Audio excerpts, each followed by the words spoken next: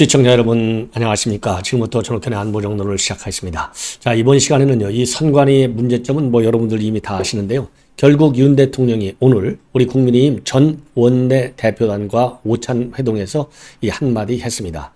자, 이 선관위 그러지 않아도요, 이 현직 대법관들이 아니면 지방의 경우에는 이제 현직 이 지방 법원장들이 말이죠.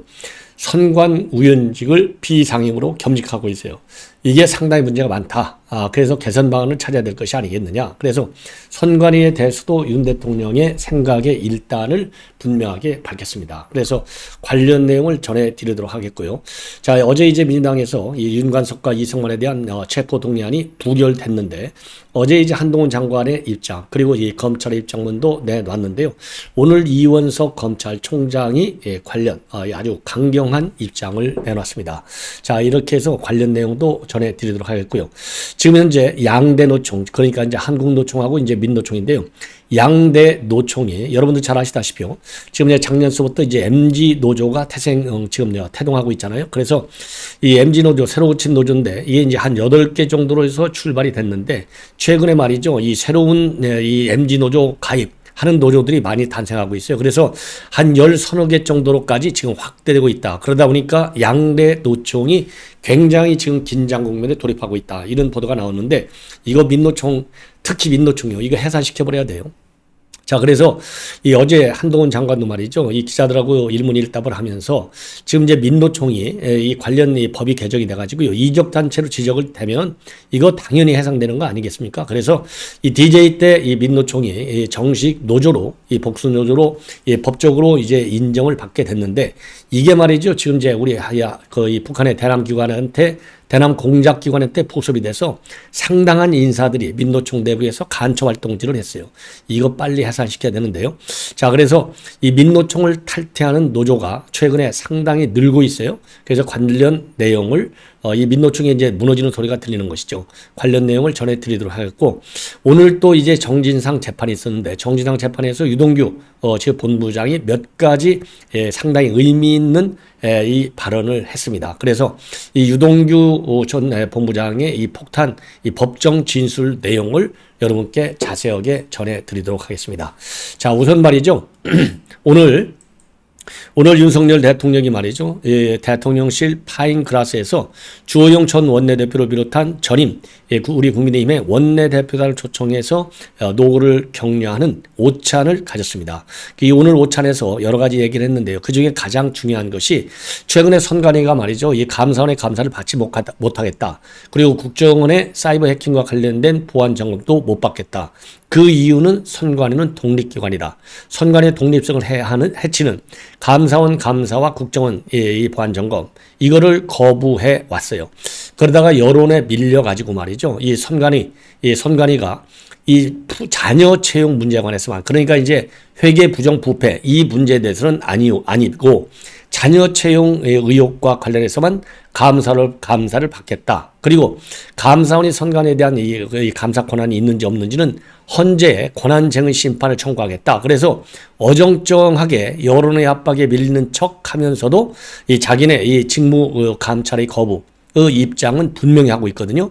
자, 여기에 대해서 윤 대통령도 제가 보기에는 이제 화가 좀 난 것 같아요. 선관위가 아직까지도 정신을 못 차리고 있다. 그래서 대안으로 윤 대통령이 말이죠. 오늘 전임 원내대표단의 오찬에서 나온 얘기를 보면은 이거는요, 매우 이례적으로 이제 경향신문에서 단독으로 보도하고 있어요.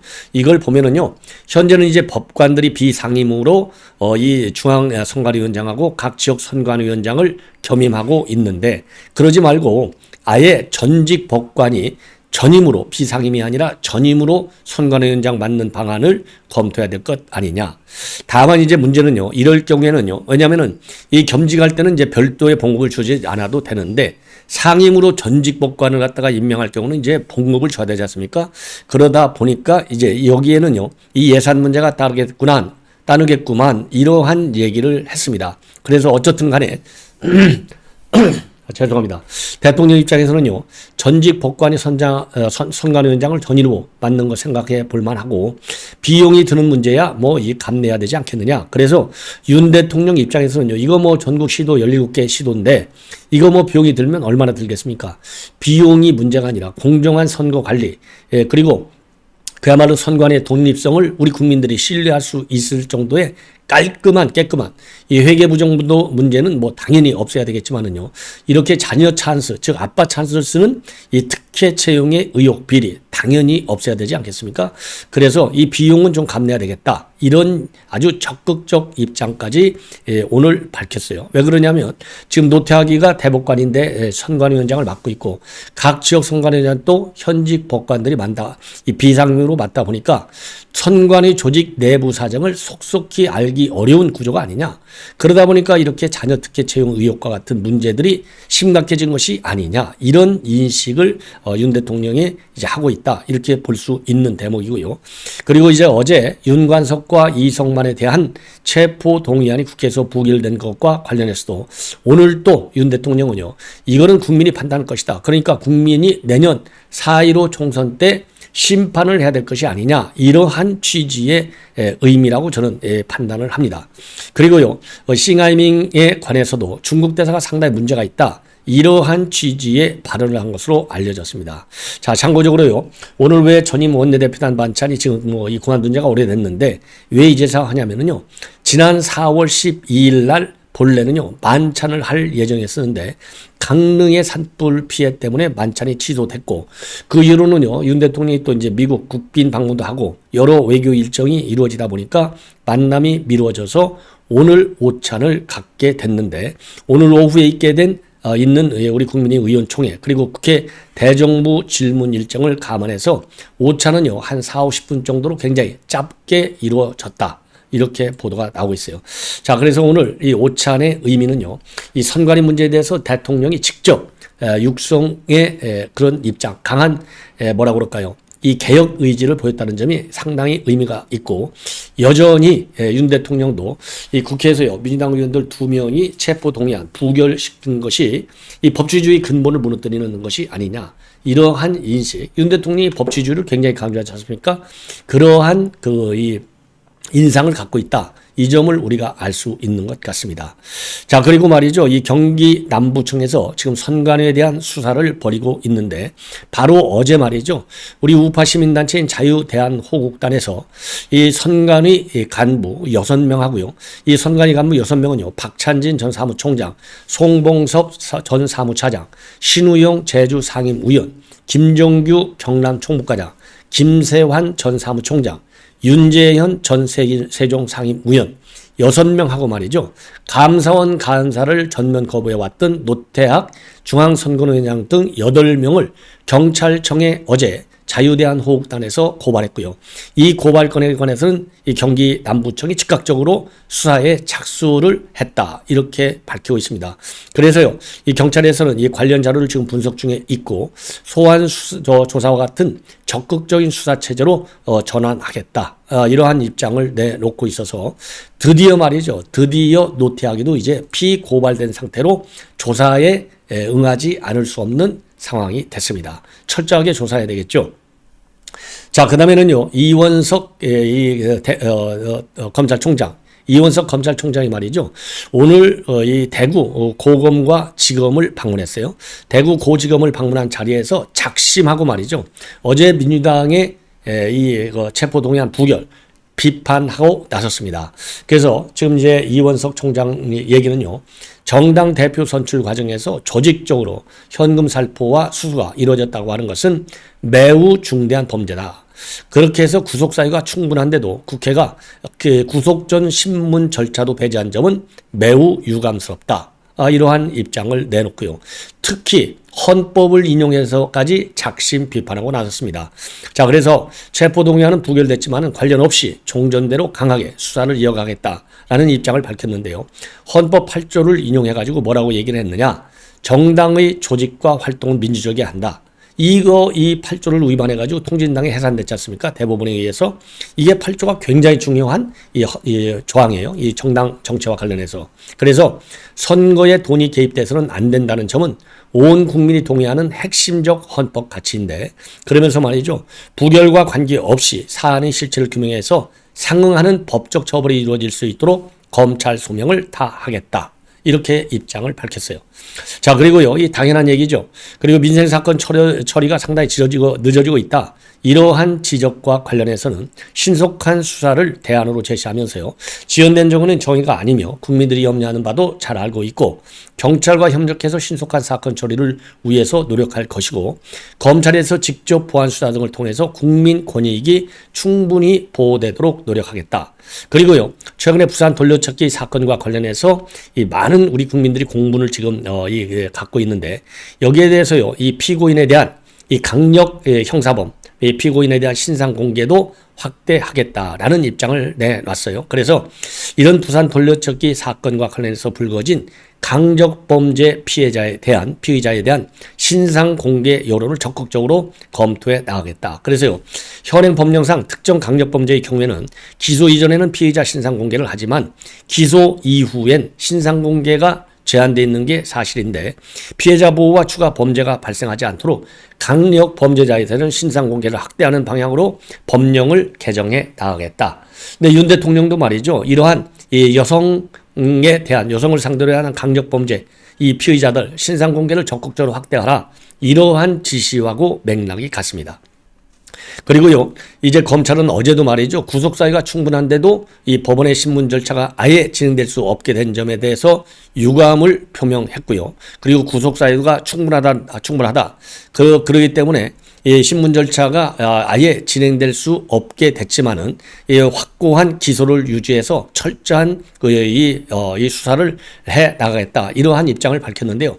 이러한 입장과 동일하게 그 연장선상에서 오늘 이원석 총장이 강력한 그런 불만과 분노를 표출했다. 그래서 지금 검찰이 부글부글 끓고 있는 이러한 상황임이 다시 한번 확인이 됐습니다.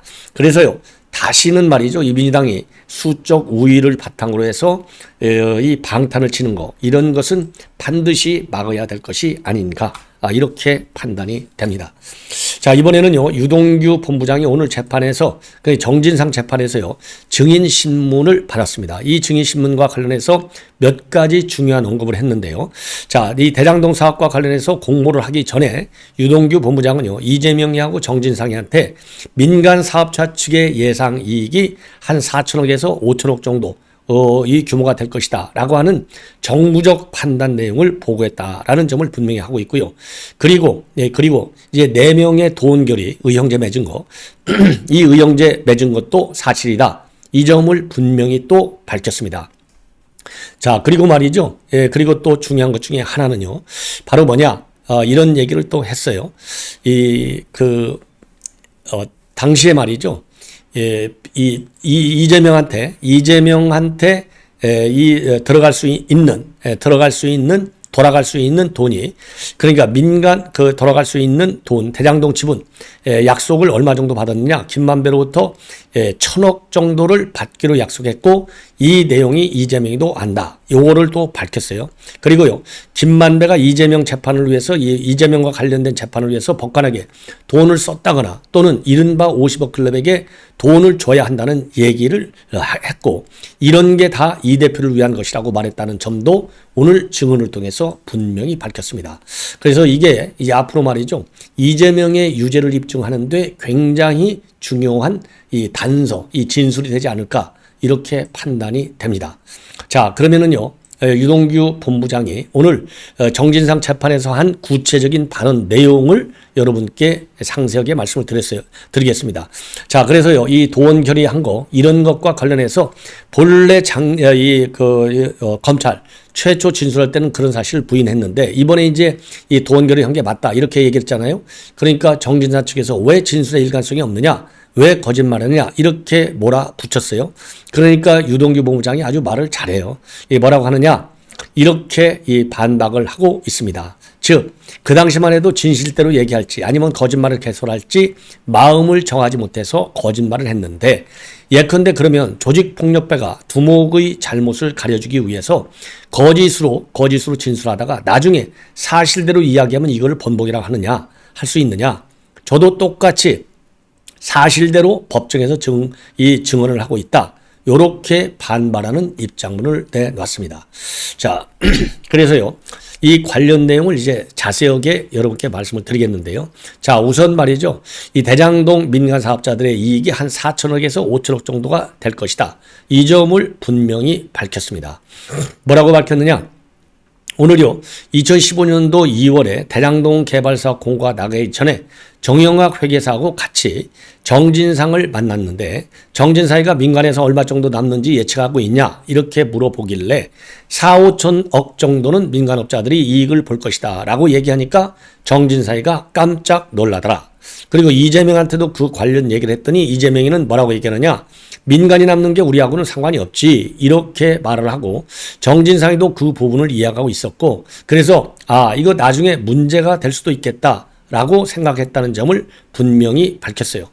그리고요, 그래서 이거 그러면은 이러한 이 정진상이하고 이재명한테 4, 5천억 정도의 민간업자 이익이 나올 것이라고 하는 이 객관적 증거가 있느냐, 이 질문에 대해서는요, 이거는 정무적인 부분을 갖다가 부분이기 때문에 이거를 문서로 만들 수는 없었다. 그렇지만은 결과로 다 나와 있다. 이렇게 밝혔습니다. 결과로 다 나와 있다.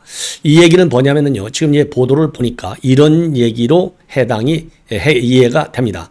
당시 말이죠, 성남시에서는요, 이 대장동 공헌화 비용으로 2,261억 원을 환수하면 민간업자에 1,283억 원이 남는다는 2014년도 12월에 한국경제조사연구원의 연구 용역 결과하고는 이게 분명히 다른 액수지 않습니까? 그런데 당시 유동규는요, 민간업자 김만배 씨와 협의가 이루어지거나 사업이 진행되는 경과 등 정무적인 사항을 별도로 이 시장과 이 정진상한테 보고하고 있었다. 이 점을 오늘 분명히 발언을 했고요. 진술을 했고, 그래서 재판부가 구체적인 보고 사항이 뭐냐? 이 물음에 대해서는요, 1공단 공헌화 내용, 그리고 용적률 상향 부분, 그리고 민간업자들의 요구 사항, 그 다음에 사업성 분석 내용 등이라고 자세하게 얘기를 했습니다. 그러니까요, 이 정진상 변호인 측에서는요, 아니 보고서도 없고 보고했다는 증거는 증인의 말 이외에는 없다. 이렇게 반박을 하니까요, 유동규는요, 정부적인 부분을 문서로 당연히 만들 수는 없는 거다. 결과로 다 나와 있지 않느냐. 이렇게 이 자세하게요, 이 반박까지 했어요. 이 반박까지 했고, 자, 그리고 말이죠, 또 이게 문서로 되어 있지 않다, 객관적 문서는 없다 이렇게 하면서도요, 만약에 이러한 내용을 정진상이하고 이재명한테 보고하지 않았다면은 1,800억 원짜리 임대주택 부지를 공모지침서에 어떻게 넣을 수 있겠느냐. 그러니까 1,800억 원짜리 임대주택 부지를 공모지침에 넣었다는 얘기는 그만큼 민간업자 이익이 4천억에서 5천억 정도 남는다. 이거가 나와 있으니까 1,800억 원짜리 임대주택 부지를 공모지침서에 포함시켰다. 요렇게 주장을 하고 있는 겁니다. 자, 그리고 말이죠. 그리고 2014년도 12월쯤에요. 정진상, 김용과 함께 대장동 지분 1,000억 원을 약속받았다. 그리고 이재명이도 이를 알고 있는 것 같다라고 오늘 증언을 했고요. 김만배가요, 이재명 관련 재판을 위해서 법관에게 돈을 썼다거나 이른바 50억 클럽에게 돈을 줘야 한다는 얘기를 하면서 이게 다 이재명이를 위한 것이다 라고 말했다는 얘기까지 전부 다 이 발언을 했어요. 한마디로 뭐 폭탄 발언을 한 것이죠. 그 다음에는요, 또 이제 4명 그 의형제 맺은 것과 관련해서 본래 작년 9월 조사 때는요, 2014년도 6월 28일 날 4명이서 모인 자리는 단순한 소개 자리였지 의형제를 맺은 사실도 없고 또 대장동 사업에 관해서 이야기한 사실도 없다. 이렇게 부인을 했어요. 자, 그런데 이거를 갖다가 이제 오늘 정진상 측에서 집요하게 물고 늘어졌습니다. 그 4명이 당시 만난 게 사실이냐? 그러니까요, 오늘은 이제 정확하게 유동규 본부장이 뭐라고 했느냐? 2014년도 6월 28일에 만난 것은 기억한다. 그리고 작년 9월 조사 때는 계속 거짓 진술을 이어갈지 아니면 사실대로 진술할지 마음을 정하지 못했기 때문에 거짓말로 그런 사실이 없다. 이렇게 반박을 하고요. 설명을 하면서 조직폭력배가 두목의 잘못을 가려주기 위해서 거짓으로 진술하다가 나중에 사실대로 이야기하다 하면 그게 번복이냐. 저도 똑같이 사실대로 이 법정에서 증언을 하고 있는 것이다. 이렇게 반박을 했습니다. 뭐 옳은 얘기죠. 100번 만번 옳은 얘기다. 이렇게 판단이 됩니다. 자, 이번에는요, 지금 이제 이 민노총, 이 탈퇴하는 노조들이 늘고 있습니다. 자, 그러다 보니까요, 민노총도 비상, 한국노총도 비상, 좋은 것은요, MG 노조만 지금 좋아지고 있어요. 그래서 MG 노조가 말이죠, 맨 처음 출발할 때는 8개 노조로 출발했는데 최근에는 이 노조가 늘어나서 지금 이제 한 15개 정도로 늘고 있다. 이러한 지금 보도가 나오고 있습니다. 13개, 죄송합니다. 13개로 늘어가지고요. 이 조합원 수도 이제 상당히 많이 늘어나고 있는 것이죠. 자, 그러면 이게 어디서 늘어났느냐? 가장 큰 것이요. 포스코 노조의 민노총 탈퇴입니다. 자, 그래서요. 이 포스코 노조 그동안에 민노총 탈퇴하려고 3번 정도 계속 시도를 했는데 민주노총에서 강력히 반발하는 바람에 이게 무산이 됐어요. 법적 대응까지 민노총에서 했어요. 그런데 법원에서 민노총 주장을 기각을 했습니다. 그러면서 이제 민노총 탈퇴가 굉장히 가속화됐다는 겁니다. 자, 포스코 노조가 민노총을 탈퇴하게 된 결정적 계기는요. 작년에 이제 태풍 신난노가 완전히 이 포스코를 갖다가 이제 삼켰는데요. 이때 노조 사무실 전체가 물에 담기고 회사 절반이 침수됐는데도 불구하고 민주노총에서는요. 한 번도 이 포스코 이 노조를 도와준 적이 없다는 겁니다. 여기에 열받아가지고 작년에 말이죠. 이미 탈퇴를 시도를 했어요. 시도를 했는데 당시 말이죠. 이 민노총 금속 노조가 이거를 이제 반대를 하는 바람에 이게 무산이 됐는데 그럼에도 불구하고 계속해서 포스코 지회는요. 노조 탈퇴를 시도했고 결국은 이제 성공을 한 겁니다. 자, 그래서 이제 포스코 지회의 민노총 탈퇴가 하나 있고요. 그다음에 또 하나는요. 또 하나는 최근에 말이죠. 지난 그러니까 12일 날입니다. 6월 12일 날은 국내 대표적인 석유화학 기업인 롯데케미칼의 대산공장 노조가 80% 찬성으로 민노총을 탈퇴했습니다. 그리고 한국은행과 금융감독원 그리고 GS건설과 강원원주시청 노조도 민노총을 떠났어요. 그래서 작년에는요. 대우조선해양노조가 이 하청지회 파업 해결에 금속노조가 전혀 도움을 안 줬다. 그러면서 탈퇴를 추진한 바 있습니다. 자, 이러다 보니까요. 이제 최근에 이렇게 해서 제일 큰 이 포스코 노조 그 다음에는 이제 조금 전에 말씀을 드린 대로 그러니까 지금 이제 대산 노조가 또 탈퇴를 했어요. 자, 그리고 또 하나 이제 탈퇴를 지금 추진하고 있는 노조는요. 바로 이제 삼성 DX 노조입니다. 삼성 DX 노조도 그야말로 삼성전자에서 이제 두 번째로 큰 노조인데요. 바로 이제 MG 노조로 불리는 새로고침 노동자 협회에 가입을 할 예정으로 있습니다. 그래서 삼성전자 소속 노조가요. MG 노조에 가입하게 되는 것은 이번이 처음이다. 그래서요. 조합원이 5,700명 구매인 삼성전자 DX 노조도 이달 말에 새로고침 협의회 가입을 위한 조합원 투표를 진행할 예정으로 있는데 이 가입이 거의 확실시 된다. 이렇게 지금 보여지고 있어요. 그래서 DX 노조는요. 지난 1월 출범한 삼성전자의 5번째 노조라고 합니다. 자, 그래서요, 지금 이제 전반적으로 지금 민노총과 그다음에 한국노총을 새로고침 협의회 MG 노조가 아주 빠르게 세를 확장하면서 위협적인 국면으로 되어 있고, 그래서 본래 8개로 출발한 이 MG 노조가 말이죠. 최근에는 추가적으로 5개 이 노조가 가입하면서 13개로 늘어났다. 그래서 DX 노조 가입이 완료되면은요, MG 노조의 총 조합원 수가 이제 2만 명에 육박한다라는 지금 보도까지 나오고 있습니다. 자, 그래서요, 이 정부 당국에서 이 노조 개혁의 핵심 대상이 바로 이제 민노총과 그다음에 한국노총의 개혁이 아니겠습니까? 자, 그러다 보니까 이제 새로운 MG 노조가 이 세를 넓히면서 이 양대 노총이 힘을 잃고 있다.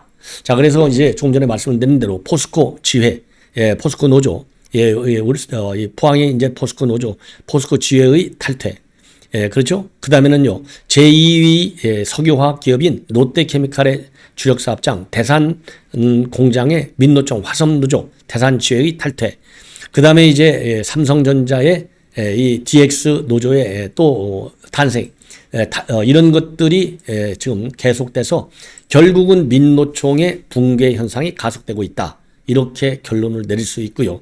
이런 측면에서 윤 대통령이 지금 가장 역점을 두고 있는 민노총의 개혁은 하나씩 이제는 결과를 우리가 보고 있는 것이 아닌가. 이런 생각이 들고요. 완벽한 민노총의 개혁은 민노총의 해산에 답이 있다. 이렇게 보여집니다. 시청자 여러분, 이렇게 해서 본 방송은 마치겠습니다. 이어지는 저의 방송 계속해서 많은 시청을 부탁드리겠습니다. 대단히 고맙습니다.